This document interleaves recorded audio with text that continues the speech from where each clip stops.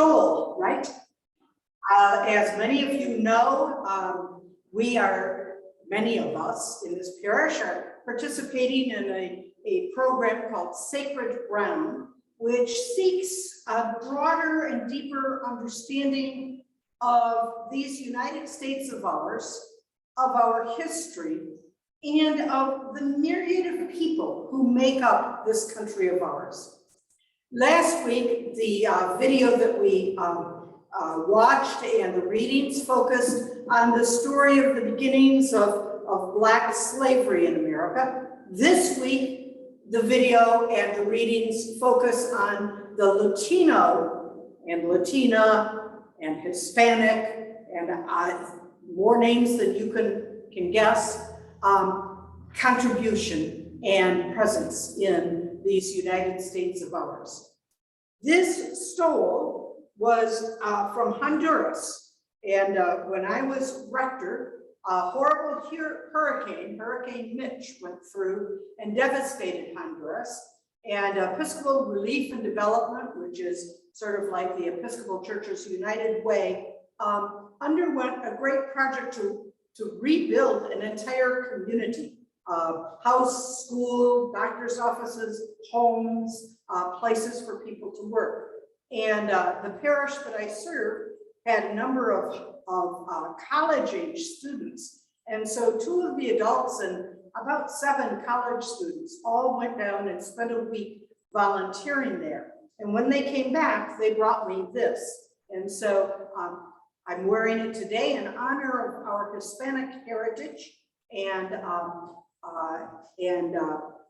I love it. And so that's the story of this.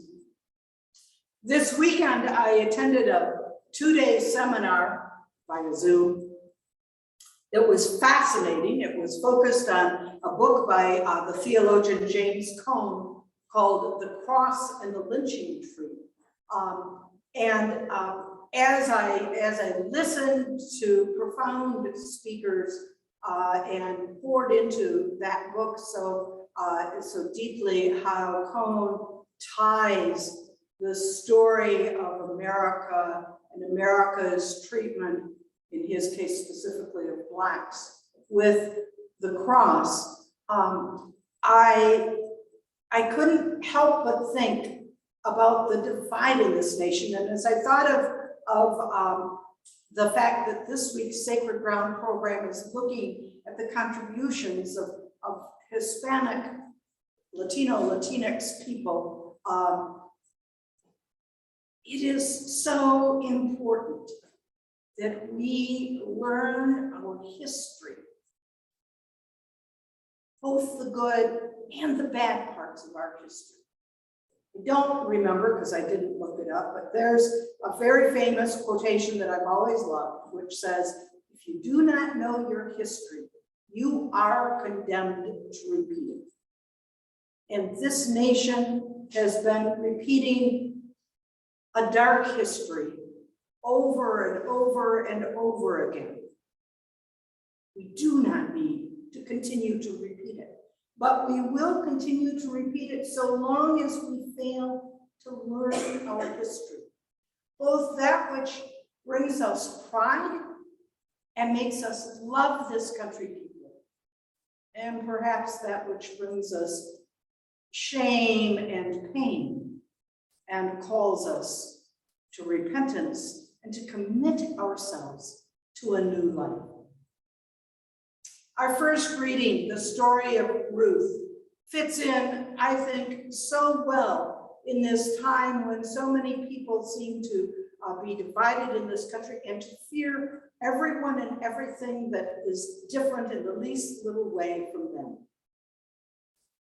We need to remember that back in the time that this story was written, this narrative was written, women had no place other than with the place that a man gave them.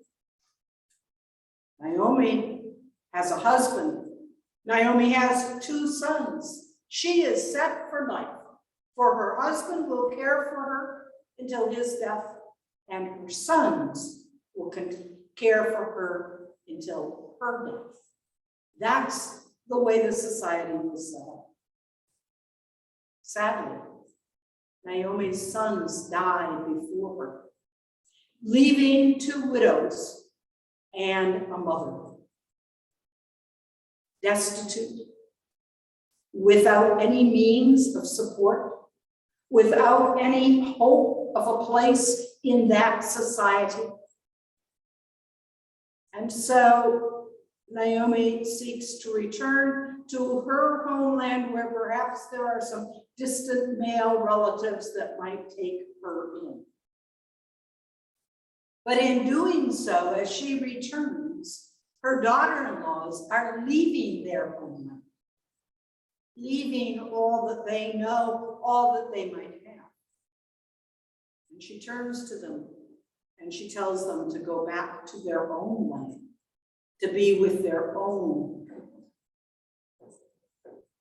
And one does, and the other one becomes famous in the Old Testament as the person whose love and care for this woman whom society saw as useless, as utterly unimportant, as utterly undeserving of care, of love, of even the basic needs.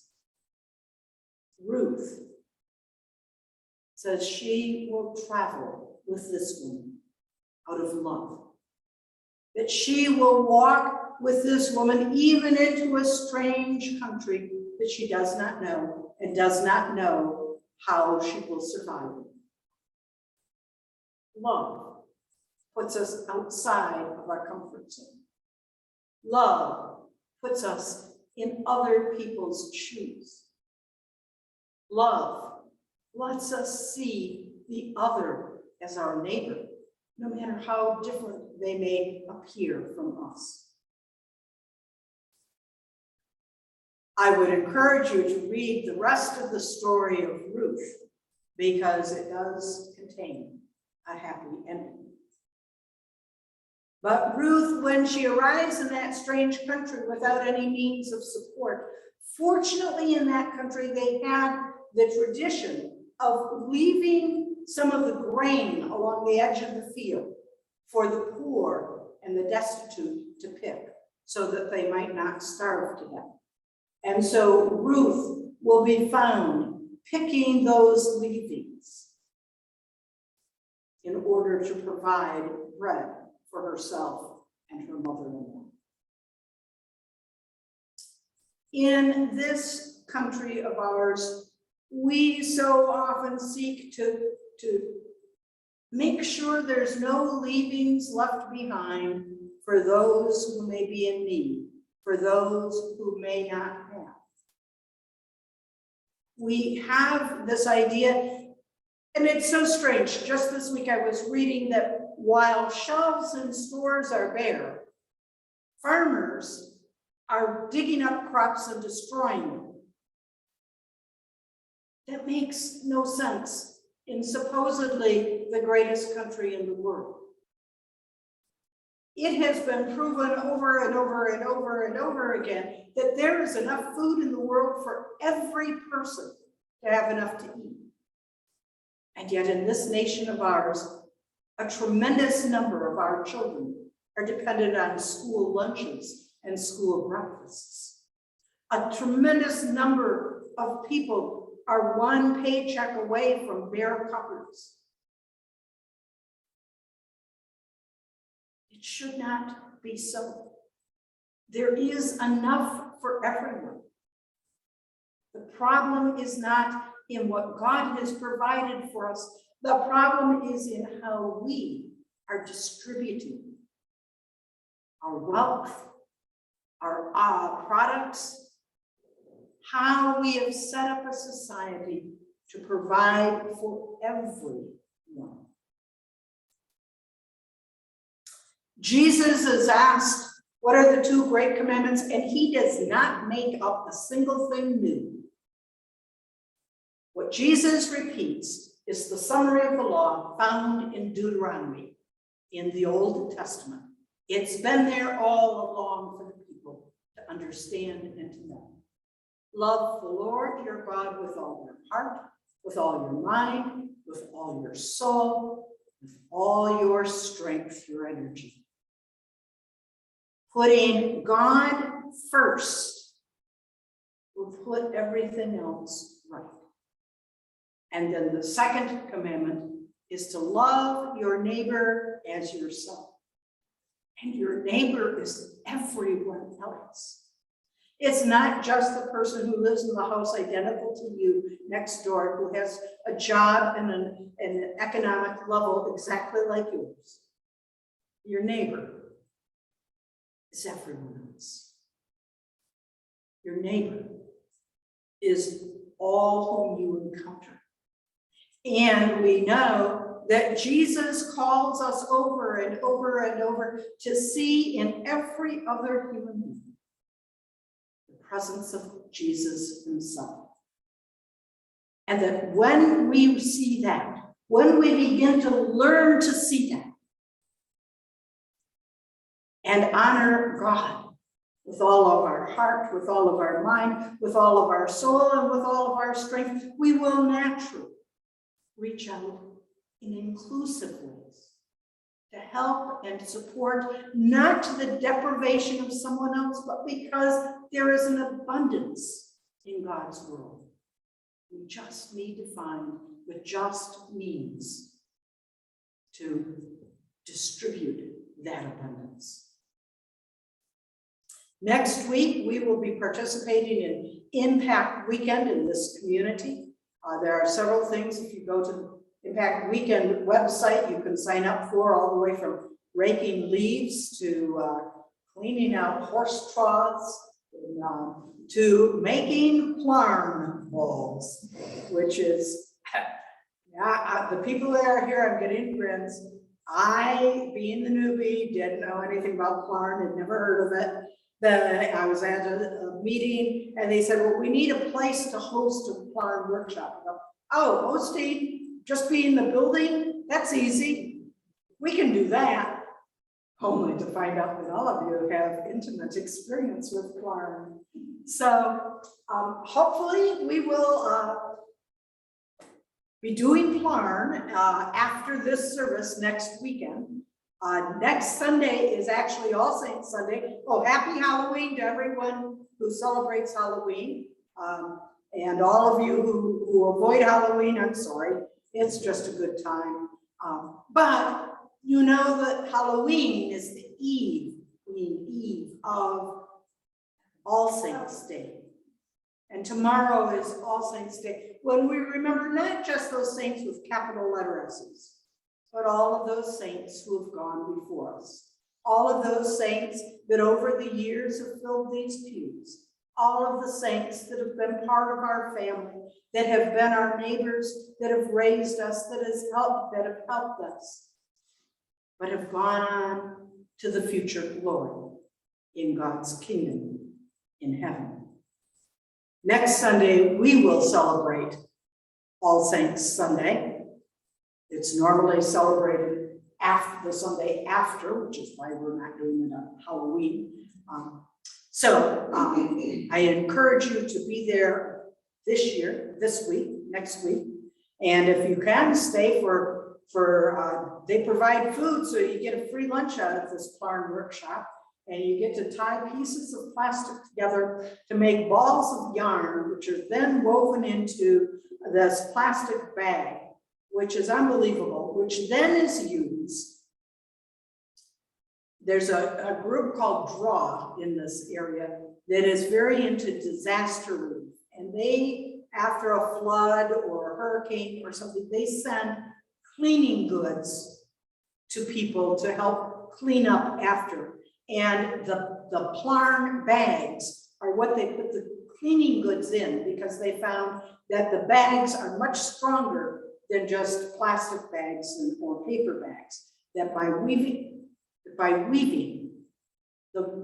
the weaving reinforces the strength of the plastic, which is a good way to end this sermon, because that's what the United States of America is really about, isn't it?